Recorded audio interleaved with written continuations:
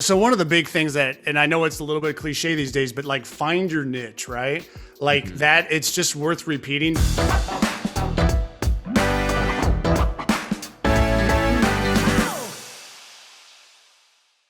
Hey everyone, welcome to another episode of Creative Haven. I'm here with Bill Kearney from LightShift Video here in Austin, Texas. And I'm excited to get on here and talk to Bill about video production and marketing and working with brands and just building brands through video. And I want to let Bill talk about his background and how he came to where he is today. So tell us more, Bill. Yeah. Hey, Mitchell. Hey, thanks for having me. It's really great to be on here. So I'm a business owner, video producer, former aerospace engineer, and a creative Nice. technologist. So my company, LightShift Video. Yeah. So it's a little different of background. It's a little unique, probably compared to some of the folks that you talk to. And so I have the creative video company, but my education fundamentals are all in tech and business. So I have a computer engineering degree. I have an Nice. MBA, and I focused on finance and entrepreneurship. So what really happened, what came out of LightShift Video was this goal to apply creativity to the technical challenge and the technical challenges of our businesses, because we always work with software companies, we work with engineering companies, we work with technical businesses, and we use video as a tool to sell, promote, and educate others on the client's products and services. Mm-hmm. So yeah, so the Amazing. background really, so my calling's always been a liaison, it seems like, right? Between doing before I did video professionally, I was trying to create, fix, like communicate, promote technology to customers, because I have that aerospace engineering background. Wow. So I was always like in a consulting role. It always seemed like there's like really hard technical stuff that had to be communicated to somebody who had no idea what was going on, right? Yeah. So it's talking to customers, my boss. Sometimes you might have to go communicate to senior executives, and even my own mom, trying to help her with the computer. So it's always just been like this, this like liaison between something really difficult and trying to find and make it easy for others. Love that. And the thing is that video is used these days as a tool for education. A lot of tutorials, a lot of how-tos. And it's such a useful medium because people can read or they can listen. A lot of people want to just watch a video to either unclog their toilets or figure out how to create a rocket at home or whatever it is. YouTube has become this self-education platform. And it's awesome that you have this background in business and aerospace engineering, and it's very interesting to me. So I want to know, when you were getting into the creative realm, did you find it as a new part of you that you had to discover, or were you always creative and you jumped into aerospace as just another passion of yours, or has creativity always been that burning desire inside of you? Yeah, so the creative piece was always was on the side, like as I was going to college for engineering, and as I was in the industry in aerospace systems and software engineering. So when I was 10 years old, I got to use my grandpa's camcorder, and Nice. big bulky shoulder cam, had the VCR tape in the side, and I'd walk around with that thing on family vacations. And then I got to the point where I really just got into videography as a kid. And so I made this music video when I was 14 with a buddy. It was actually Soundgarden Super Unknown. And we're just in the basement, just like, picking my old guitar and stuff and just trying to make this little video. And we had a boombox sitting there so we could hear the music. And then we hooked up RCA cables to one of the VCRs to the Nice. boombox. Then we hooked up the second VCR, and then we had to basically like dub it in perfect timing from the old VCR tape to the new one. And it actually turned out somewhat good. And I mean, this was in the 90s, right? So there's no NLEs, there's no Premiere, well, maybe, but just not anything that we had access to, right? I mean, Right. think of the tens of thousands of dollars or more of equipment you needed back then to do anything. And yeah, we're just playing with VCR tapes. And then it got to a point where from there, so I co-founded a tech startup in Iowa several years ago, and I handled all the content marketing, promotions, pitch deck presentations when it came to the video side, right? So that experience also taught me there's so much that startup companies need, especially in the technology side, when they're just starting up, but not even that, just also when they're an enterprise and they need to just get like a certain product off the ground. So for example, we've been part of a few different hackathons for a couple major That's right. enterprises. And it's just, getting, again, going back to that complex topic and trying to boil that down and display it to somebody who may have no idea what this product is. And we're working with engineers, we're working with developers, and they're like, well, hey, this is how it works and it's amazing, but how do we communicate that? So that was that creative side that I just kept going down there in the background. So then about 5 years ago, I ended up starting this business, LightShift Video, and somewhere in that process, I decided to move to Asia. So, Wow. so That's as amazing. with most, as with most companies, at least in what I like to do is I still kept my job for a while, and then I ended up starting LightShift Video, kind of as a side hustle, right? Hmm. And then I decided eventually, I was like, I traveled a lot for work. Actually, back when I was in engineering, I worked on in-flight entertainment systems on business jets. Traveled quite a bit, so traveled to numerous places in Asia. Amazing. So that process also said, man, I really wanted to get out and travel and just live somewhere overseas for, I don't know, 6 months to a year, but we'll see. Hmm. So I ended up basically renting my house out, taking all my belongings, putting them in a storage unit. Yeah. And I lived in Japan and Vietnam for 6 months. And Amazing. that's where I really doubled down on the video production piece. I learned so much from, just some of my past endeavors. And I said, well, this is just it's a great business when it comes to being able to support clients from anywhere. At the time, my goal was I wanted to work from anywhere. I wanted to be a little bit of a digital nomad. Little But then Tim I found Ferriss out, I style. said, what's that? Little Tim Ferriss style, little 4-hour work week. Oh yeah. Yeah. Major influence of mine for sure. Um, so, so yeah, Yeah. so what ended up happening there was I just realized that even though I had this technical background, there was this creative piece that I really, that just really spoke to me.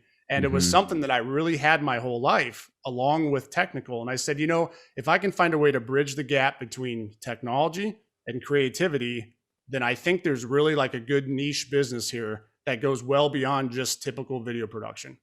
That's incredible because you also have the business side of your Yeah. brain and of your education and experience with the MBA. And so you have like a trifecta that will help you when it comes to marketing and scaling and building businesses in the Yeah. technology sector. Because I think that a lot of companies, they think of video as either fluff or as a marketing piece that sometimes doesn't really bring ROI.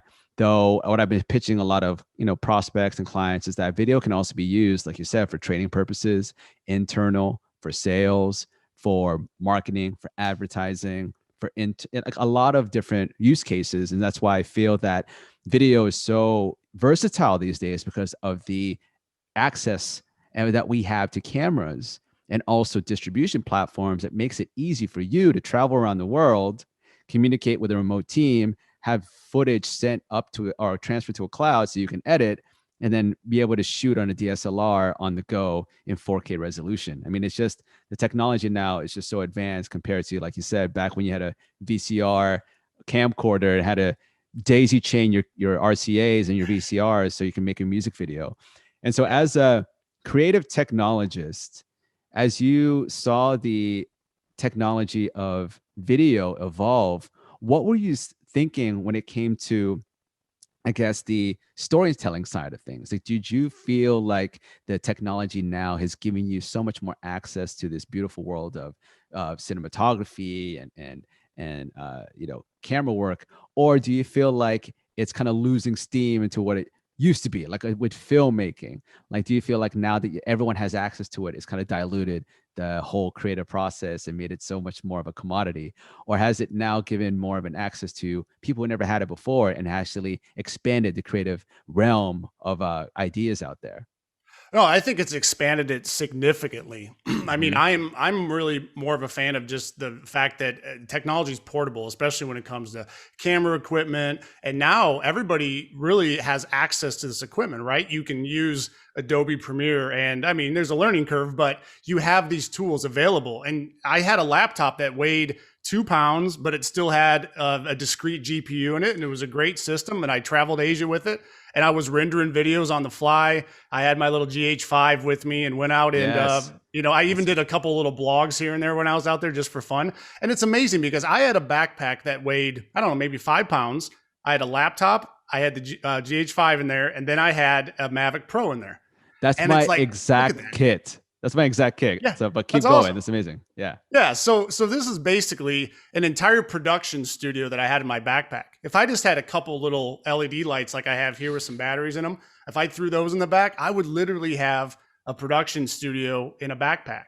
And I Right. didn't even have to check a bag. I mean, it's just, you're walking around light. And this is great because you get a lot of bloggers out there. You've got a lot of filmmakers who are just out and out on the road. They're traveling the world, and it's very easy for them to produce. And I think it removes some of the barrier to entry, but it like you said, I think it makes storytelling now very important, because now it's not just like, oh, I've got $100,000 of equipment, I can be Mm-hmm. a filmmaker, I can be a creative. It's like, no, now you've got to find a way to really make an impact to your customers. And that's the big thing now. I think also, even though it's there, maybe it is a little bit commoditized, like you said, but it also allows everybody to get a piece of the pie. And I think there's a lot of clients out there who are underserved, especially in technology. So these guys have been underserved for the longest time, and now there's an ability to get them what they need. They don't necessarily have to, spend a ridiculous amount of budget to get what they need. They can start small and kind of work their way up, and that's so important for startups as well.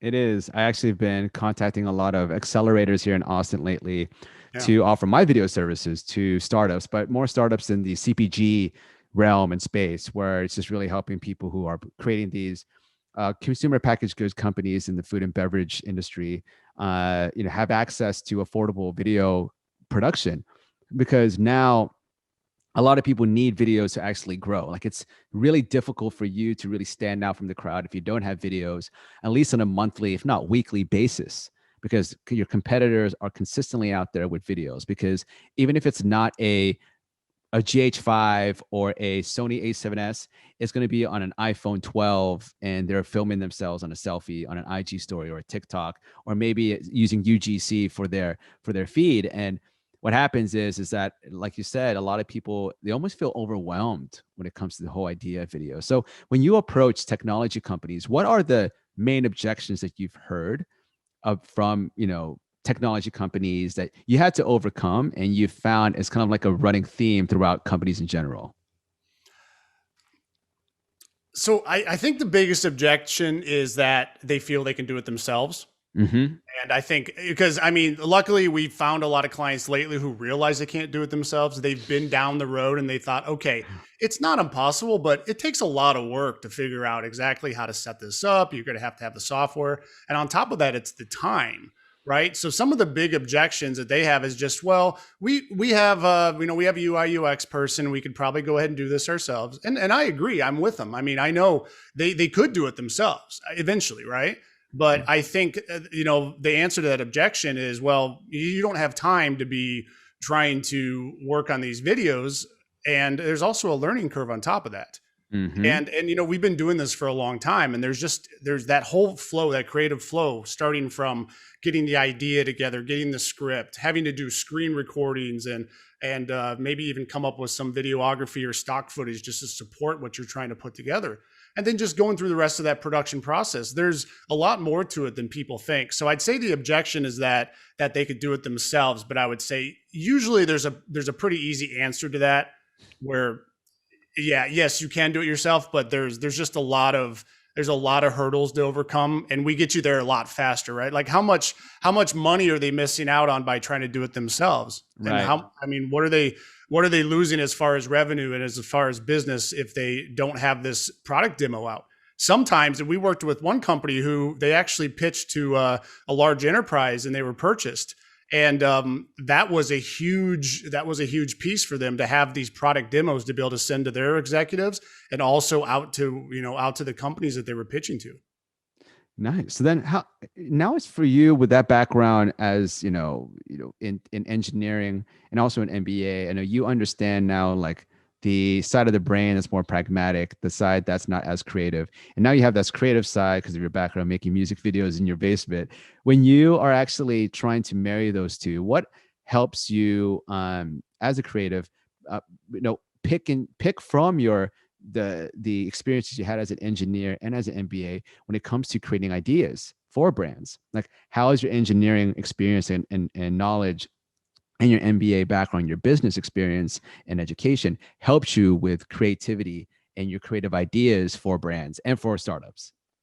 Yeah, I think the biggest thing is that, funny enough, there's actually some parallels between engineering and video production.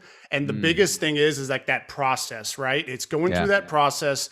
And I mean, in engineering, it was requirements. And once you got the requirements down, then you would start kind of some of your early design and development. And then you would go into the production, right? You'd start producing the software, you'd start developing, and, went for hardware, software alike. And then at the end, you would release, you'd have a release to the field. And then you'd have support out in the field. So if you take that to a video production piece, it's very similar, right? Where you're starting with the script and then you're going through that process. And so I always feel like, especially when it comes to technology companies, putting it into that perspective form and saying, hey, this is, there's a process that we're going to go through and it's going to help you along, because it's very easy to get stuck in that early stage. We have clients who are like, we don't even know how we're going to get started with this. This is so complex. This software is so hard to communicate. And it's like, well, hey, just where are the requirements? Like, what do you want to show? That's what the script's going to be. And then when you're developing it, okay, well, let's get screen captures of your software and your product. And if it's not done yet, let's go into Figma and pull high-res captures. Let's get with your UI and UX folks and let's grab the designs and the prototypes and, animate them and bring life into them. And so I think the whole piece with the engineering side is being able to speak the language with these folks, and they understand that I don't understand their product, but I at least have a high level technical understanding to learn what it is they need to do and how to communicate it. So I would say I think that's where the engineering piece really has the most benefit. That's right. And on the flip side of that, how has creativity actually helped the engineering side of things? How can creativity help a startup technology company actually think outside the box? Or how does video itself as well help a technology startup grow and scale? Yeah, so there's a couple different things. First of all, it's part of that pitch presentation, right? So when they're if they're pitching to investors and they need funding, having a video, I mean, you can go up with a pitch deck, sure, but having a video showing what your software does and being able to speak to it, that's important. We have a few clients we work with where we don't do any voiceover or any music. It's just literally a video with their product, and we're going around and clicking on things and showing the product, and then they speak to it like a sales video. Right. So that's a huge thing that can benefit companies. And then when they grow for growing and scaling, the other thing is internal. Most companies miss the fact that they need to internally ramp their own team up on what it is that they do and what their software does. And there's a lot of companies who haven't even thought about, like, hey, have you even thought about making a video for the 50 employees you just hired last week? Right. Maybe you want to show them how this software works. Maybe you want to show them just a quick little video. And I would say pair this video with external, like send this to the customer, put it on YouTube, but make it a little bit for your own employees who come on board. Because I know, at least from my engineering background, when you come into a company or a new department in a tech company, there is like a fire hose of stuff to learn. And if somebody's like, hey, we made this awesome 5-minute video that shows a demo of our software, watch that. And it might save you 3 hours looking through, software requirements documents and technical manuals. So there's a lot of benefit, I think, internally as well, but don't just make an internal video and forget about the external piece. Do something that is a little bit hybrid. That's right. And I love how you put the outline and the emphasis on the methodology of a explainer video or like a product video to really explain what a product does, because it really is knowing what the requirements are, using it as a sales pitch, recording your voice as like a walkthrough. I just did a video last week on the same thing for a lead generation company and their platform. So I totally understand what you're creating and what you're doing for your clients. And it's so beneficial for a lot of companies out there, because there are situations where a consumer or a customer or a client, they are going to watch a YouTube channel and they're going to want to learn how to use your platform before they even buy it, because they want to see if it's even optimized for UI UX. Like, is it something that I can Right. use and is beneficial for me?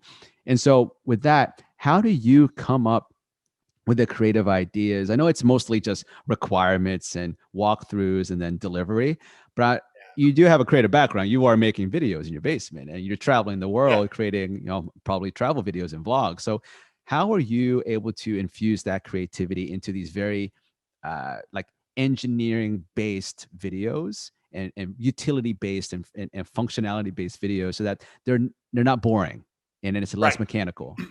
Right.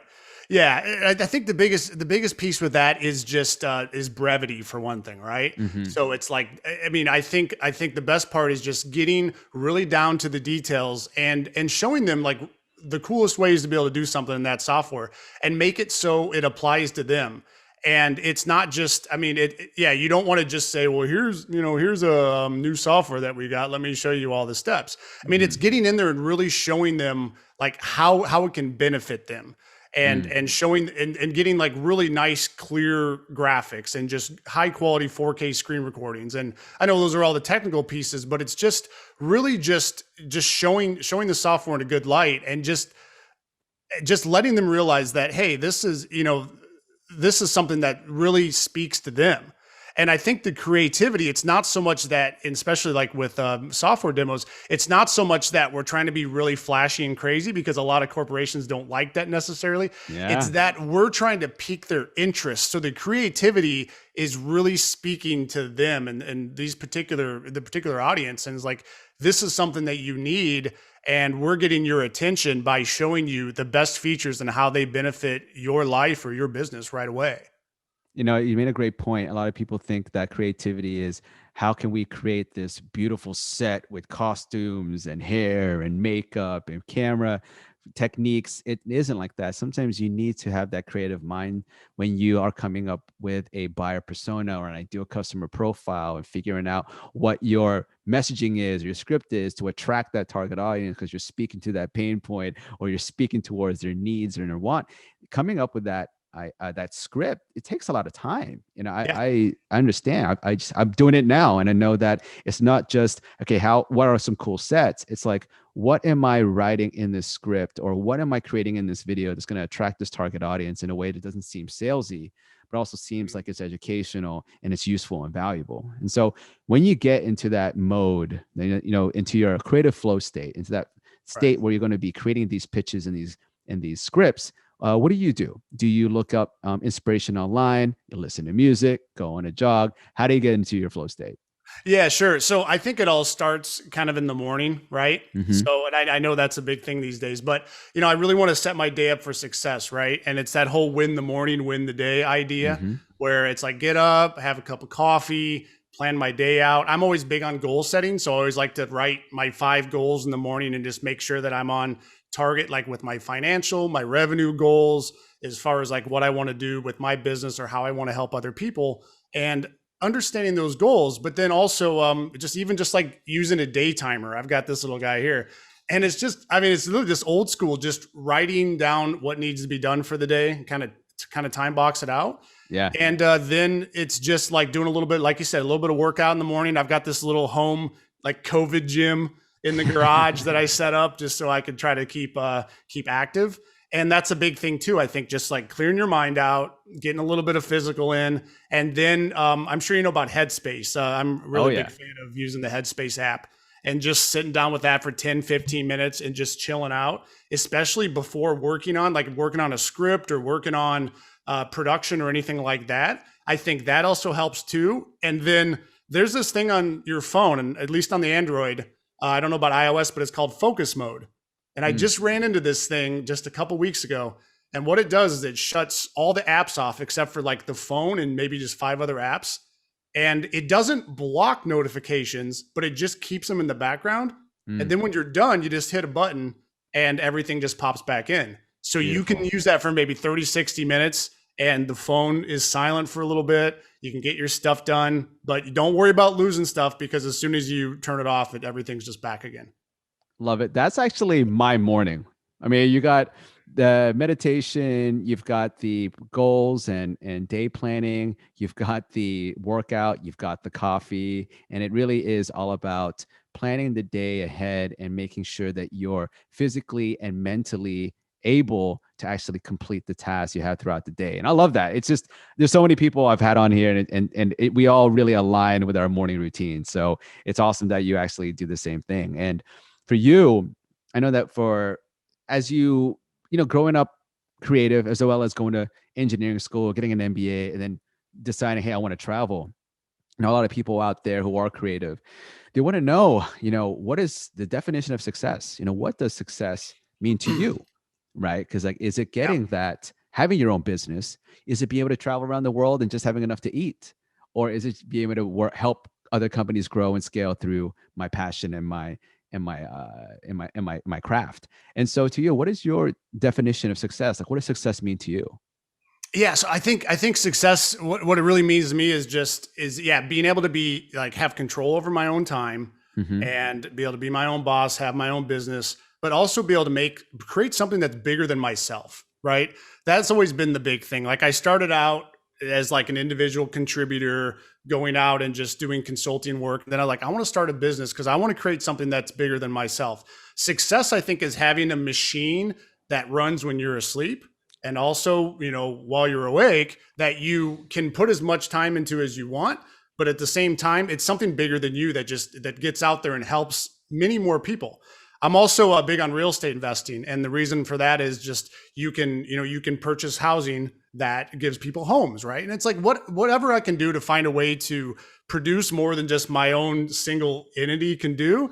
That's what I think success is, right? Like building a bit of an empire that just makes a bigger difference, because we only have 24 hours in a day. There's only so much we can do, and I think success is to the point where you can follow your passions and achieve your goals, but at the same time, you don't need to be financially dependent on anyone or anything necessarily in order to do that. So I think that's ultimately the goal. And then, of course, family and friends and spending time with them, and being able to just, you can't really necessarily balance everything in life, but you can certainly find a way to achieve success to the point where you can pay attention to that. You can have your business, and then just overall being able to just make a difference that way. That's a beautiful answer. No, thanks for saying that, because Yeah. a lot of folks out there really look at creativity and the creative lifestyle as something that could be a starving artist future in mind, and a vision that looks very bleak, but fulfilling, because you get to create art on the as your craft and as your career. Though for you to also say that success to you is being financially stable and independent, and having the cash flow coming in from real estate, but also investing in real estate to help people find housing and homes. You're giving back as you're also helping yourself and helping companies grow in the process. So I commend you for that. It's pretty awesome. And before we go, I know you're a busy person. We have clients and technology companies and startups to build That's over right. here. What would your advice be to people who want to actually help other companies grow with video content, or create their own agency or their own business around video production? Sure. Yeah. So one of the big things that, and I know it's a little bit cliche these days, but like find your niche, right? Like Mm-hmm. that, it's just worth repeating, because as video producers, we're creative professionals, digital knowledge workers, everything, right? There's this like big freelance community. I'm a huge fan of the gig economy and freelancing. I got my start doing a lot of stuff on Upwork, and Yeah. these are just great platforms, right? But the biggest thing that I see all the time is that, so video production, it's an industry that's a mile wide, right? You've got Hollywood filmmaking, you've got animation, you've got video codec development, you've got, developers at Adobe who are, consulting with the software. So, you've got this huge tech piece, and you've got the filmmaking piece, and it's a mile wide. And it's like, it's so important to just like find your niche and really just like dial down to what it is you do as a video producer. Because when I got started, to me, it was just, I was all over the place, right? It's like, oh, you want to do this video? Great. Oh, you want to do a wedding, or you want to do a birthday video? You want me to edit like your son's basketball game? Awesome. Anything I could do at first, right? Because I was getting into it.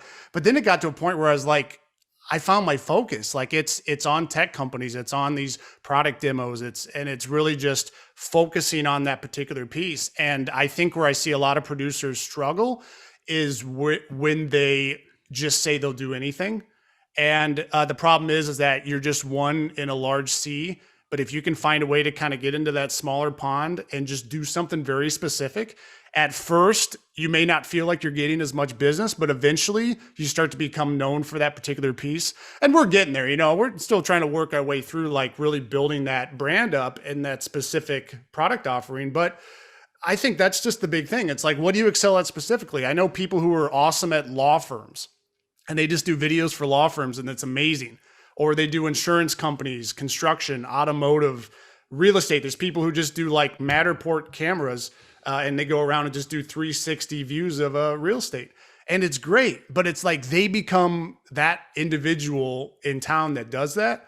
Or when they do their outbound marketing, they focus their outbound marketing on that particular piece that they do well. And then they build their whole website up on it so they can rank for the right keywords. And just narrowing it down is the biggest thing. So I think that's the first thing, right? So the second thing I think is leaning into the business side of the industry.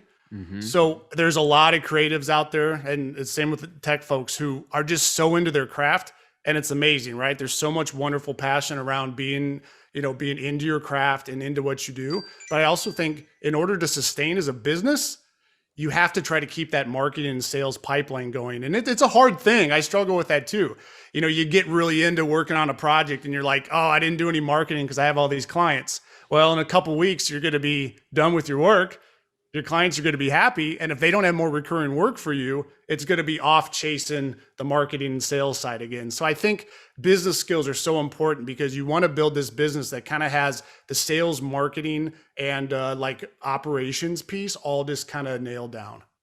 Love that. I think both of those tips and advice for creative people is very important, especially when it comes down to niching, because I understand the idea of taking on projects just to pay rent and just being excited to be paid for what you do, what you love, and what you're passionate about.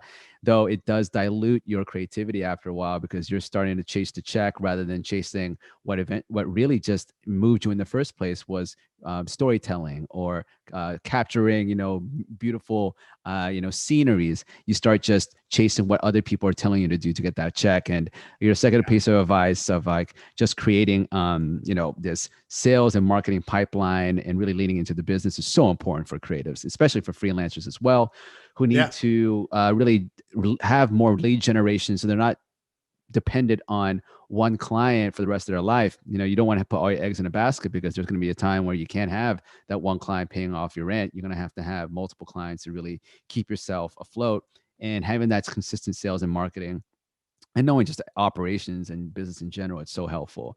So finding a niche has helped me a lot too. And I feel like a lot of videographers out there and video creators need to do that as well. So Bill, absolutely. Wow, what a great interview. I really appreciate you for being on here and for just telling us more about yourself and what you do and how you help technology startups. So before we go, I'd love for you to tell us where to find you online and how can we support? Yes. Yeah. So you can search LightShift Video. I mean, we're on all the social media platforms. LightShiftVideo.com is a great way to get in touch with us through the contact form. Otherwise, just DM me. I'm Bill Kearney 01 at Instagram. We've got, Facebook page, Twitter. And just anywhere, just LightShift Video, just search for us. And then we would love to talk more, and always happy to do free consultations or just get to know you guys and anybody who needs any help. I'd love to just talk through this whole technical creative process with you. Awesome. All right, Bill. Well, thank you so much for being on here, and good luck with everything. And hopefully you have a good rest of your day. Yeah. Thanks, Mitchell. You too. I really appreciate being on here. Awesome. Thank you. Take care. All right. Yep. All right, man. Thank you for listening to the Creative Haven podcast. And if you dig it and like what you heard today, please give us a nice review and rating and share it with one of your friends that you think needs some creative inspiration. You can always find more content and resources at thecreativehaven.com, and hit me up on Instagram at Mitchel Dumlao. And if you want to reach out, collab, or ask any questions, you have my permission to slide into my DMs. So keep positive, continue to learn and hone your craft, and create all day. Salamat.